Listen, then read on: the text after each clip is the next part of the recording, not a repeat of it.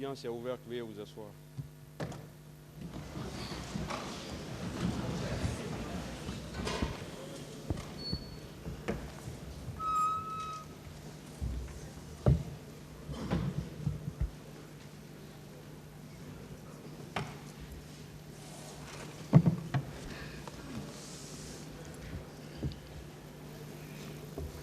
Veuillez mettre les téléphones sur le mode silencieux.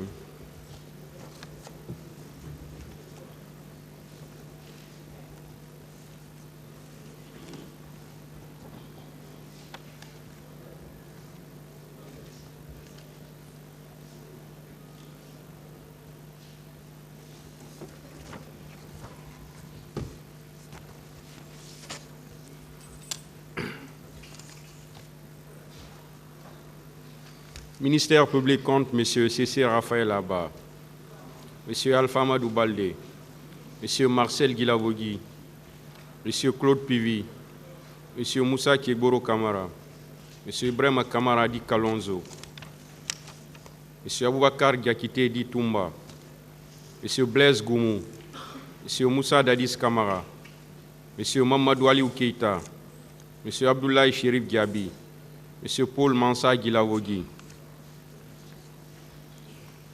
Les partis civils, M. Ouribaï Loba, Mme Aïssa Toubari et plusieurs autres. La Fédération internationale des ligues de droits de l'homme FIDH, l'Organisation guinéenne de défense des droits de l'homme et du citoyen, OGDH, l'Association des parents victimes et amis du 28 septembre 2009, AVIPA,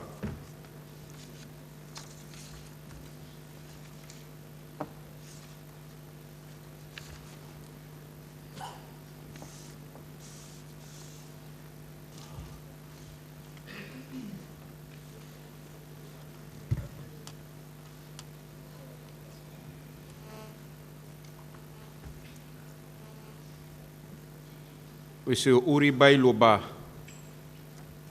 Présent. Venez à la barre, s'il vous plaît. Oui.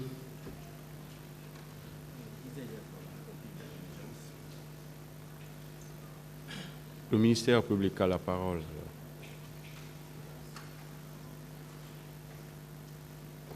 Monsieur Ouribaï, vous pouvez attendre un peu, s'il vous plaît. Ah, ok. D'accord. Vous pouvez attendre par là.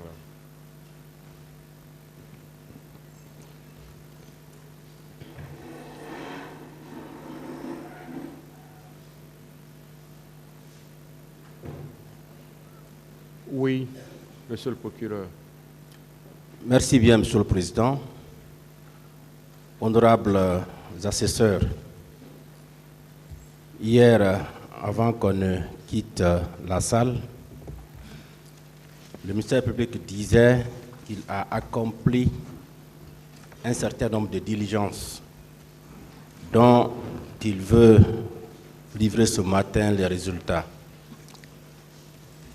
Parce que les débats ont débuté il y a quelques mois. Beaucoup de choses ont été dites dans cette salle. Et au fur et à mesure, on accomplissait des diligences pour davantage éclairer la lanterne du tribunal. Parmi ces diligences, Monsieur le Président, on a adressé un courrier à Monsieur le sous-préfet de Manéa par rapport au colonel Claude Pivi. Parce qu'au cours de son interrogatoire ici, à la barre, l'accusé Claude Pivi, alias Coplan, déclarait en ces termes: le 28 septembre 2009, très tôt le matin, je m'étais rendu à Manéa pour exécuter une mission du président Moussa Dadis Camara qui consistait à faire arrêter des militaires armés qui avaient volé des véhicules pick-up appartenant à l'armée guinéenne et qui y séjournaient depuis des jours. Dans le souci donc de procéder à une vérification de ces déclarations de l'accusé, notre parquet a adressé le courrier numéro 001 du 11 janvier 2023 à Monsieur le sous-préfet de Manéa. En réponse, celui-ci, par courrier numéro 02, arrivé à notre parquet le 16 janvier 2023, affirmait en substance comme suit. Le 28 septembre 2009, selon les marchands du marché de Manéa, ils ont aperçu le matin, entre 8h30 et 9h, une colonne de véhicules pick-up à bord desquels il y avait des militaires bérets rouges commando provenant de Conakry, traversant le marché de Manéa en direction de la carrière Somiac. Cette colonne était dirigée par le colonel Claude Pivy. Par ailleurs, selon un citoyen, lundi 7 février 2009, vers 9h, assis à côté de la maison des jeunes de Manéa, il a aperçu une colonne de véhicules pick-up 4x4 de plus d'une quinzaine venus garer auprès de la maison des jeunes de Manéa. À bord de ces pick-up, il y avait des commandos bérets rouges armés. 5 minutes après, ils ont emprunté la direction de Yamala, terrain de foot, situé à 800 mètres de la route nationale numéro 1. Le cortège était très impressionnant, dirigé par le colonel Claude Pivy, qui a été reconnu par les citoyens à travers des coris sur la tête. Et un autre citoyen témoigne que le cortège s'est dirigé au domicile de M. John Alassane, formateur des militaires en karaté. Malheureusement, ils n'ont pas trouvé John. Après, ils ont donc placé un barrage de contrôle militaire entre Somaya Mosquée et Manéa sur la route nationale numéro 1. Ces cortèges étant impressionnants, aucun civil n'a osé les approcher pour savoir les raisons de leur présence dans les quartiers. Par contre, aucune autorité administrative et politique d'alors n'était consultée. Voici la réponse que M. le sous-préfet de Manéa nous a envoyée par rapport au colonel Claude Pivy. On a donc fait la photocopie de ce courrier. Nous allons vous donner une copie et les autres parties aussi vont en avoir.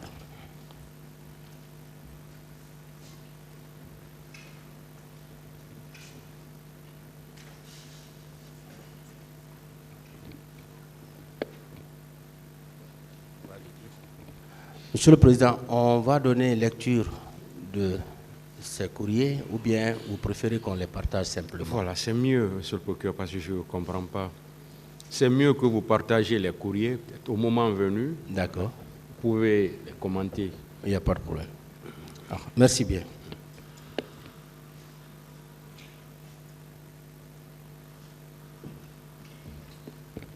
Voilà, aussi, il y a le CH Donka. Le CHU Donka qui en a envoyé, c'est là aussi.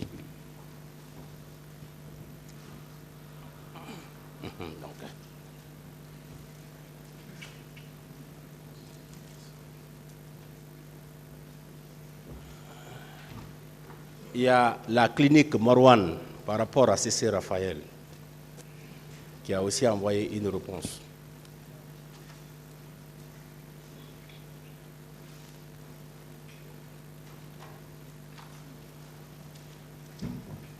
Il y a la direction centrale des investigations judiciaires PM3 par rapport à Kalonzo.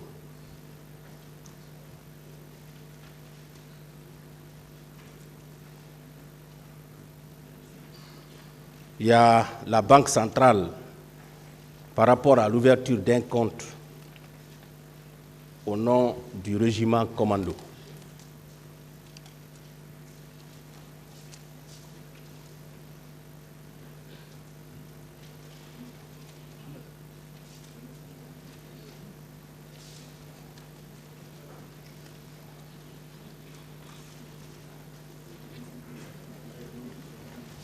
Et enfin, il y a Kalia. On avait déjà distribué ça, mais on a préféré refaire la photocopie.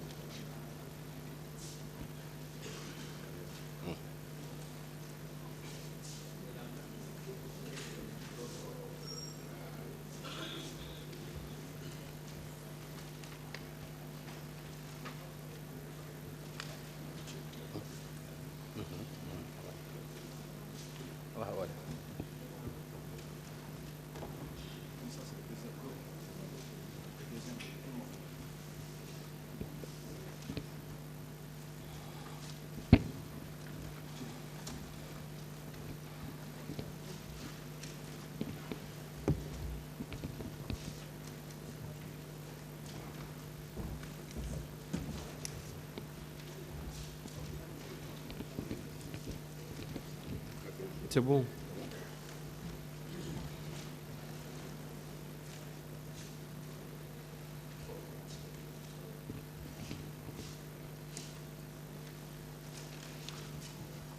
Monsieur le Président, distingués assesseurs,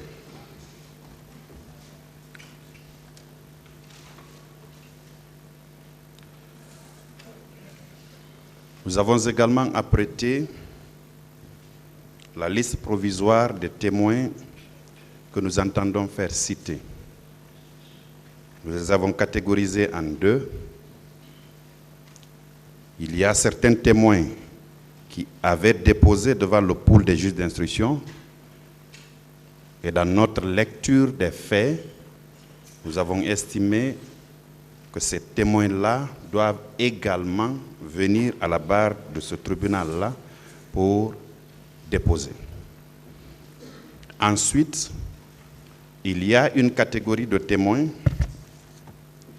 dont les noms ont été révélés au cours de l'audience.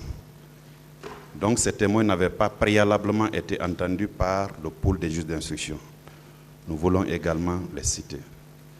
Donc pour ne pas prendre votre temps, je ne vais pas me livrer à une lecture, Monsieur le Président. Nous allons vous communiquer la liste des 10 témoins et le moment venu, nous allons les citer. C'est sur le fondement des dispositions de l'article 422 du Code de procédure pénale. Monsieur le Président, honorable assesseur, hier soir, nous vous avions indiqué que nous avions des réquisitions à vous présenter. Pour des raisons de convenance personnelle, nous avons préféré ajourner les dites réquisitions. Donc vous voudrez bien continuer l'audience avec l'audition de témoins comparants. Je vous remercie.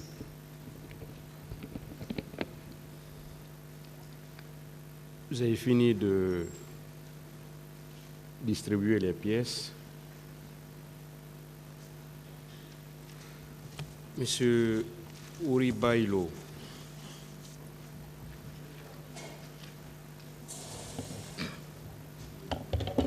Vous voulez parler dans quelle langue, s'il vous plaît?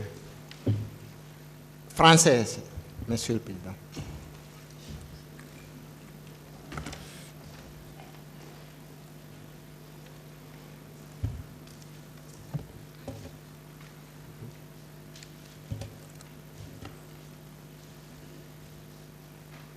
Est-ce que vous êtes prêt? Oui, Monsieur le Président.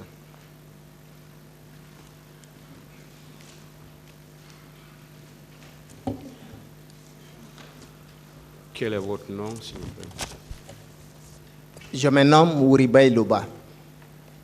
Vous avez quel âge? Je suis né en 1970. Où? À Pita. Quelle est votre profession? Je suis avocat, Monsieur le Président. Où vous êtes domicilié? Actuellement à Tombolia, commune de Matoto.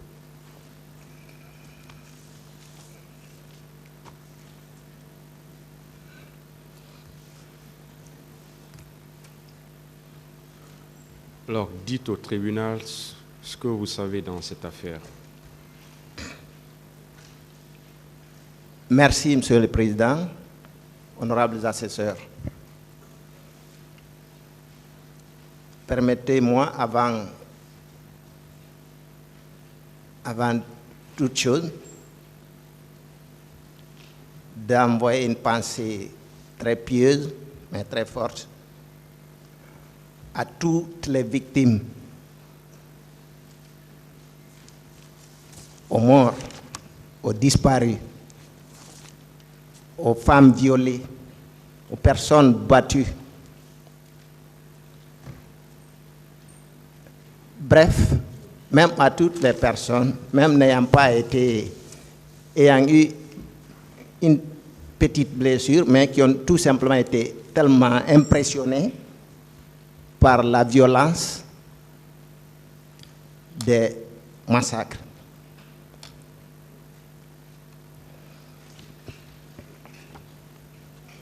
Ainsi, moi je suis partie civile parce que j'ai perdu lors de ces événements mon petit frère bien-aimé qui s'appelait Elhadj Hassan Ba.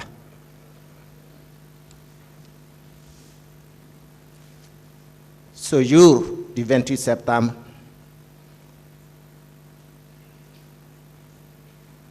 il est sorti, mais ce n'était pas dans l'intention d'aller au stade. En fait, il avait un programme avec un de ses amis pour aller assister à un baptême dans la belle famille de ce dernier. Donc, il est sorti l'attendre au bord de la route.